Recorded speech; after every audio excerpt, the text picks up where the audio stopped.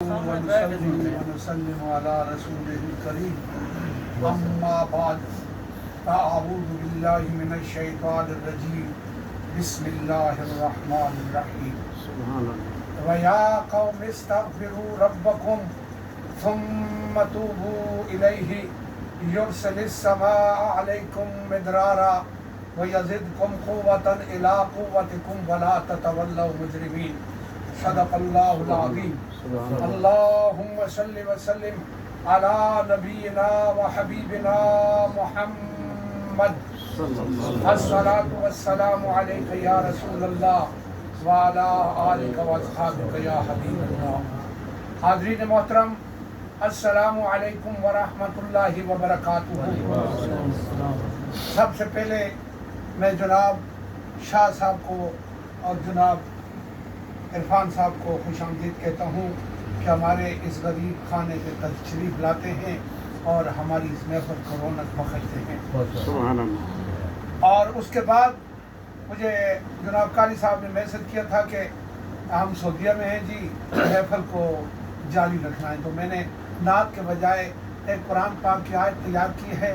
سورہ ہود کی آیت ہے، لیکن آیت نمبر مجھے معلوم نہیں، جس میں اللہ ذوالجلال نے ہماری ترقی اور ہماری قوت اور ہماری طاقت کا ہمیں کلیہ بتا دیا.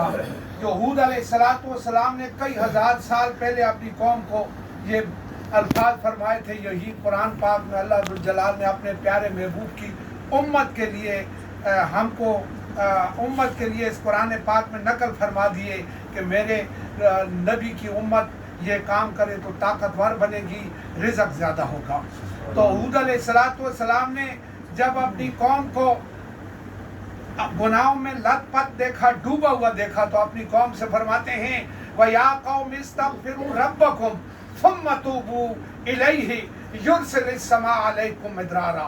اے میری قوم کے لوگوں، تم اپنے پروردگار سے اپنے گناہوں کی مغفرت مانگو، یعنی توبہ کرو، پھر توبہ کرتے ہوئے اسی کی طرف رجوع کرو، پھر تمہارے اوپر آسمان سے موسلادھار بارش برسے گی.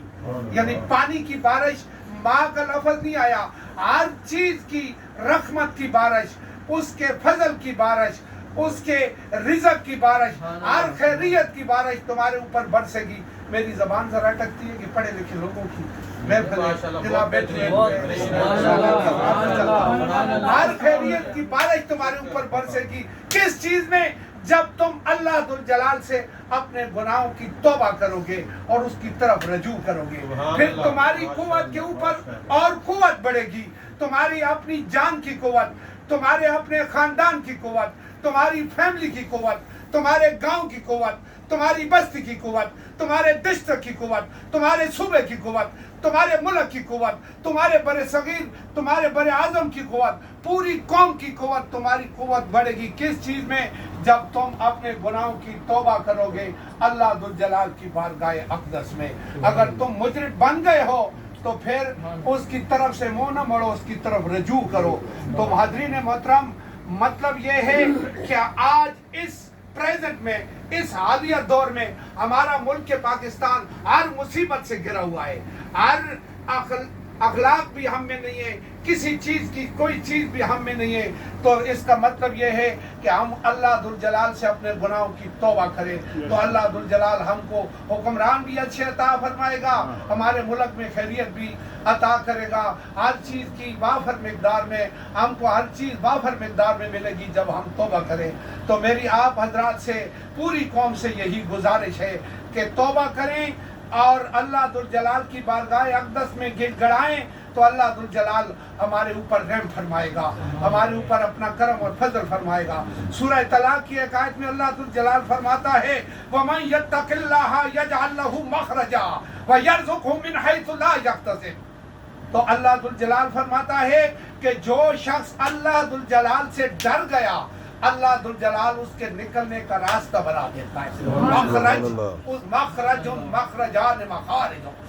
مخرج کا مطلب ہوتا ہے نکلنے کی جگہ، یعنی جس مصیبت میں بھی مبتلا ہے اور اللہ ذوالجلال سے ڈرتا ہے، توبہ کرتا ہے، اس کا ذکر کرتا ہے، کس کے اوپر ظلم نہیں کرتا، تو جس مصیبت میں بھی مبتلا ہے اللہ ذو الجلال اس کے نکلنے کا راستہ بنا دیتا ہے اور اس کو اس جگہ سے رزق عطا کیا جاتا ہے جہاں سے اس کا وہم و گمان بھی نہیں۔ تو مطلب یہ ہے کہ استغفار کرو۔ اب ہماری قوم کو چاہیے، ہم جتنے لوگ بھی ہیں، یہ جتنے لوگ بھی ہیں، یہ سارے باہر چلے جائیں گے، ان کے پاسپورٹ ڈبل بنے ہوتے ہیں، اس ملک اور اس گھر میں ہم ہی نے رہنا ہے۔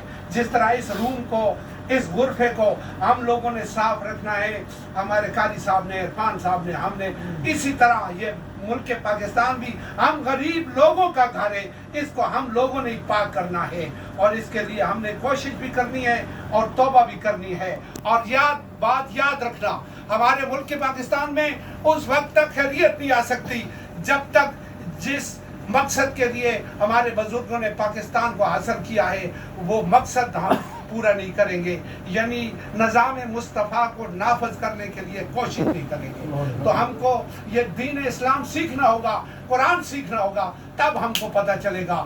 اللہ ذو الجلال فرماتا ہے سورہ مائدہ کی آیت نمبر 44، وَمَن لَّمْ يَحْكُم بِمَا أَنزَلَ اللَّهُ فَأُولَٰئِكَ هُمُ الْكَافِرُونَ۔ وہی لوگ تو کافر ہیں جو لوگ اللہ ذو الجلال کے نازل کی حکم کے مطابق حکومت نہیں کرتے، فیصلہ نہیں کرتے، سیاست نہیں کرتے، عدالت نہیں کرتے۔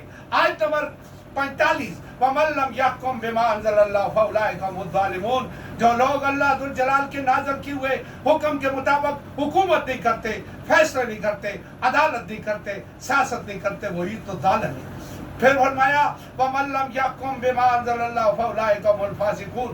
جو لوگ اللہ ذو الجلال کے نازل کیے ہوئے حکم کے مطابق حکومت نہیں کرتے، فیصلہ نہیں کرتے، عدالت نہیں کرتے، وہی تو فاسق ہیں، باغی ہیں، غدار ہیں۔ تین فتوے کسی عالم کے نہیں، کسی مفتی کے نہیں، کسی امام کے نہیں، اللہ ذو الجلال کے ڈائریکٹ قرآن میں آتے ہیں، اہل علم لوگ بیٹھے ہیں۔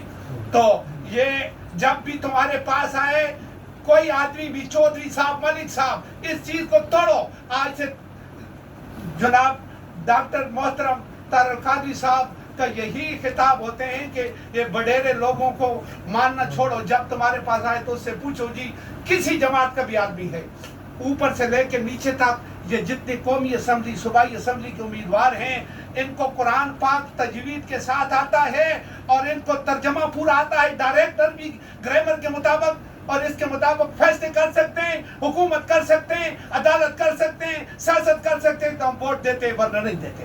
یہ بات ڈیمانڈ رکھو گے تب جا کے پتہ چلے گا، تب ہمارے اوپر خیریت آئے گی۔ جب ہم ملک صاحب نالیوں کے اوپر، سڑکوں کے اوپر، بجلی کے اوپر، گیس کے اوپر ووٹیں دیں گے اور ملک صاحب کو دیں گے، اس وقت تک یہ خیریت نہیں آ سکتی۔ تو حضور علیہ الصلوۃ والسلام کی حدیث پاک کل ابن آدم خطاء وخیر الخطائین التوابون، کہ حضور علیہ السلام فرماتے ہیں کہ آدم کی ساری اولاد خطا کار ہے اور بہترین خطا کار وہ ہیں جو توبہ کرنے والے لوگ ہیں۔ تو بس میرے پاس یہی تھوڑی سی باتیں ہیں، میں نے آپ حضرات کے سامنے پیش کر دی ہیں۔ اس کے بعد جناب عرفان صاحب سے گزارش ہے کہ یہ اپنے میٹھے میٹھے الفاظ سے ہم کو نوازے۔